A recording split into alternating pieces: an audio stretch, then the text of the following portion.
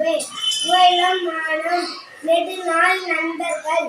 அவை அடர்ந்த காட்டில் ஆழ்ந்து வந்தன. மான் பார்ப்பதற்கு கொழுகொழுவென்று இருந்தது. மானை வேட்டையாட ஒரு நரி எண்ணியது. ஒரு நாள் நரி பசியோடு இரையை தேடியது. அப்போது மான் தனியாக இருப்பதை பார்த்தது. நரி மானின் அருகில் வந்தது. மான் பயந்து ஓட பார்த்தது. நண்பா, நீ உன் நண்பன் முயலுக்கு ஆபத்து. நீதான் முயலின் நெருங்கிய நண்பனாயிற்று. அதனால்தான் உன்னிடம் சொல்ல வந்தேன் என்றது நரி. அப்படியா? முயலுக்கு என்ன ஆனது? அது எங்கே இருக்கிறது என்று கேட்டது மான். அடடா, மான் நம்மிடம் சிக்கிக் கொண்டது என்று மகிழ்ந்தது நரி.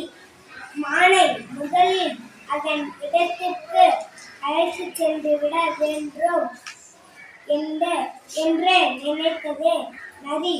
வா, உன்னை அழைத்து செல்கிறேன் என்று கூறி வேகமாக நடக்கத் தொடங்கியது. மானும் பின் தொடர்ந்தது. இவை செல்வதை முயல் பார்த்துவிட்டது. நரியுடன் மான் பதட்டமாக செல்கிறது. நரி மானை ஏமாற்றி அழைத்து செல்கிறதோ என்ற சந்தேகம் முயலுக்கு எழுந்தது.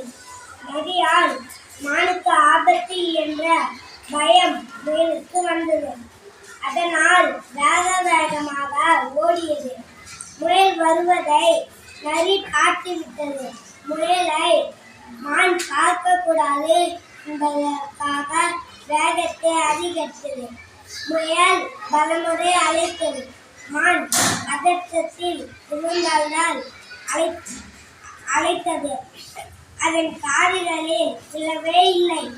ஏதோ ஆபத்து, இதை நாம் தடுத்து நிறுத்தியாக வேண்டும் என்று நினைத்தது முயல். அதனால் எவ்வளவு முடியுமோ அவ்வளவு வேகமாக ஓடி வந்தது.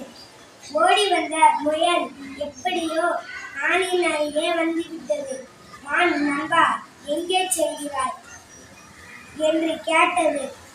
மான் முயலை பார்த்தவுடன், அட, நம் நண்பன் இங்கே நிற்கின்றன, அவனுக்கு எதுவும் ஆபத்தில்லை போகிறது என்று சிந்தித்தது. சற்றென்று அதற்கு நரியின் திட்டம் புரிந்துவிட்டது.